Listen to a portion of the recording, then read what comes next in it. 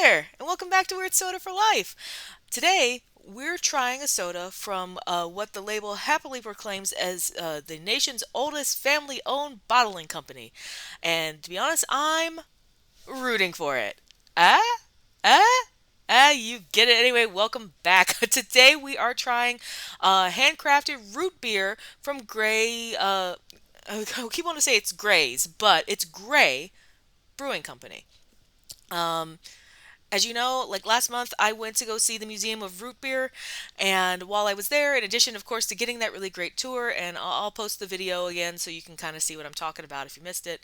In addition to that tour, they obviously had a bunch of root beers to try, and they had a lot of root beers to buy. so uh, I did. Ta-da!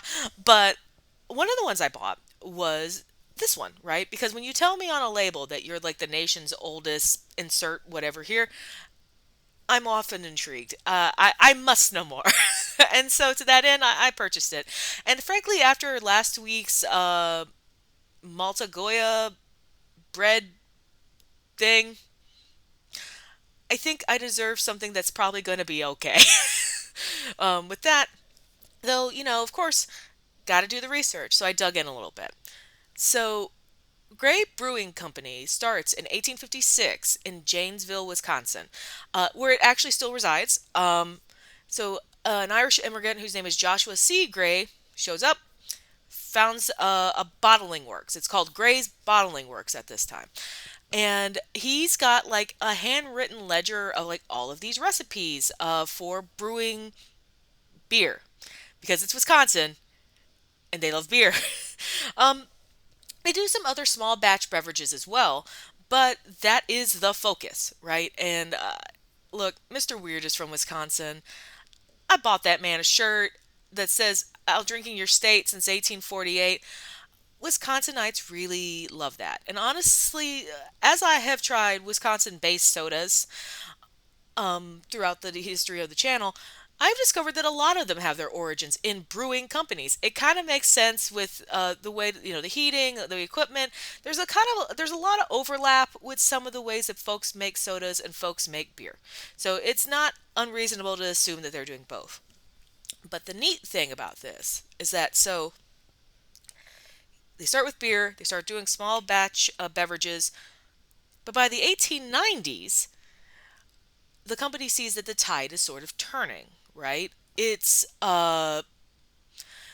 We often talk a lot about prohibition, right, on the channel, which is an odd thing, where a lot of these sodas, a lot of they're like I would if I'm gonna make a timeline, I'm probably calling it like the second wave of sodas. Um, the first wave is like all of the health tonic-y ones. Second wave is really sodas that are created by necessity because of prohibition. So what makes this cool is that by 1890 they're producing root beer and other sodas and they get away from the brewing business entirely. That's at least 20 plus years before prohibition hits the country. And they do that because there is a burgeoning temperance movement within the US. I mean, prohibition didn't happen overnight here. But the cool thing about it is like that's a really bold thing to do. And they changed their marketing at this time. Instead of being Gray's Bottling Works, they become Charles C. Gray Beverages, and then Gray's Beverage Company during this whole thing. Think you could suspect by this time Joshua has probably passed away.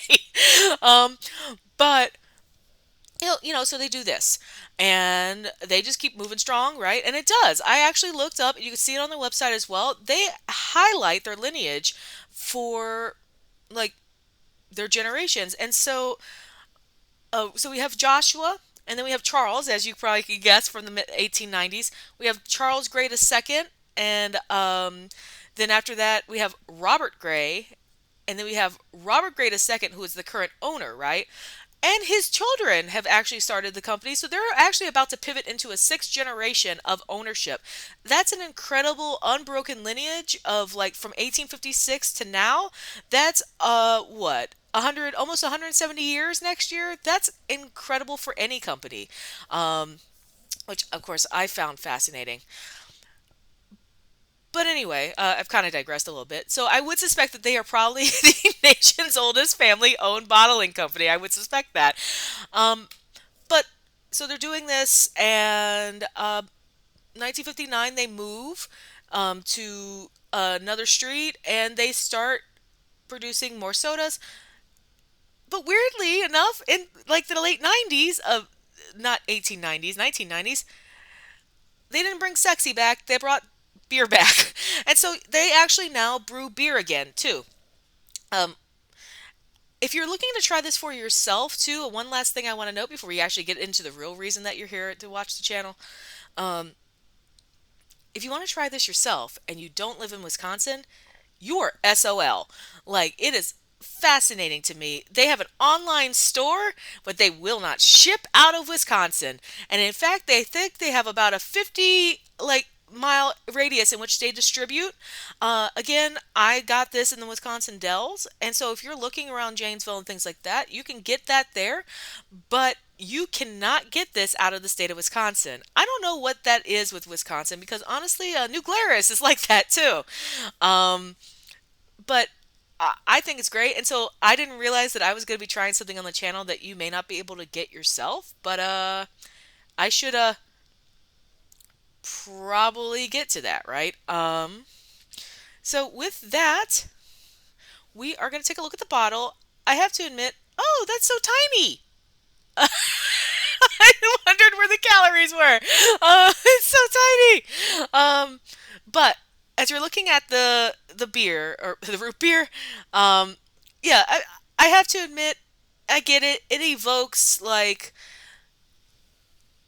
tradition, nostalgia, things of that nature. But I have to admit, the label doesn't really do a whole lot for me. Though I will again point out to you that they are hyping that up. Um, but it's root beer.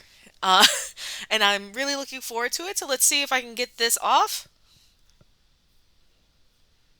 Boo! I don't think it's supposed to stop. Um, let's see. All right. Also, I mean, I realize that they're probably churning these out, and it is a small company, but I kind of wish that there was a little bit of labeling on the top. I mean, um, ah, oh my God, it was a twist top. You can see that there. I will also note too, in addition to being, they've obviously changed their name again back to Great Brewing Company. I would probably have to guess that they did that when they brought the beer back. Um, okay, it smells rather sweet. There are a lot of root beers that have a little bit of what I would dub a bite to them. But this one doesn't seem to have that. It just seems to be overly sweet. Is there cane sugar in this? Um, Yeah, there's hella cane sugar in this. Okay, that doesn't actually surprise me all that much. It smells like cane sugar, which is an insane thing to say now that I've tried so many sodas that I can be like, yep, that's cane sugar. With that, bottoms up.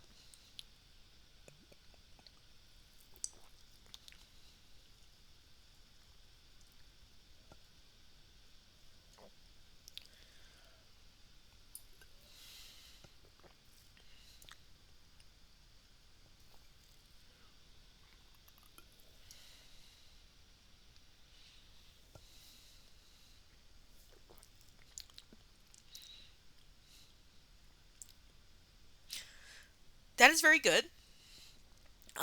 I didn't expect it to be bad, right? But what I find interesting is this. So when we talk about root beer, we think about like the standard ones: A&W, Barks, Mug.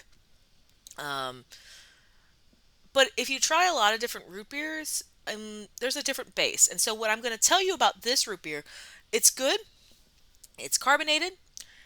Um, but if we're thinking about underlying tones of the root beer, if you like Barks, for example, Barks has got like for lack of a better word, a bite, right? I think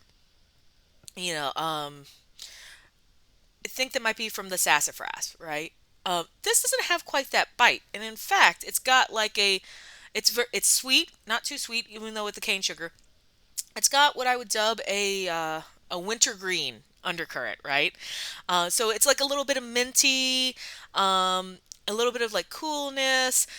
I would recommend almost, I'm going to put a dig in here. Maybe if Sprite Chill had maybe thought about adding some wintergreen to that recipe, maybe they would get kind of the minty bite, not bite, but the mintiness that I'm getting here. Um, I really like this quite a bit. I can't recommend you get it, but only because you can't find it. But truly, though, if you are in Wisconsin and you see this and you like root beer, I would highly get it. It's sweet, but not too sweet. It's a little bit of minty. It's a little bit of cool. And honestly, it was a nice treat after last week's weird, genuinely weird soda. So if you like root beer and you're in Wisconsin, go get this. I think you will very much enjoy it. Um, Next week starts the beginning of Guest Star July, and first on deck is Mr. Weird, and we're not trying a soda. Last year, there's a winery here in Michigan called St. Julian, and last year they put out a bomb pop, uh, bomb pop flavored wine, and it was aggressively blue, and I very much enjoyed it. They're back again this year, and this year they have created an orange push pop wine. Yeah, you remember that orange sherbet that was in the toilet paper roll in your childhood? Well, now it's alcoholic, and Bob and I are going to be trying it on the channel. I'm really looking forward to it. I think it's going to be a good time, um, and I'm interested to see what this turns out to be. Until next time, drink weird, and I don't know, chew some wintergreen gum and find a soda to make out with. I don't know your life. See you next time.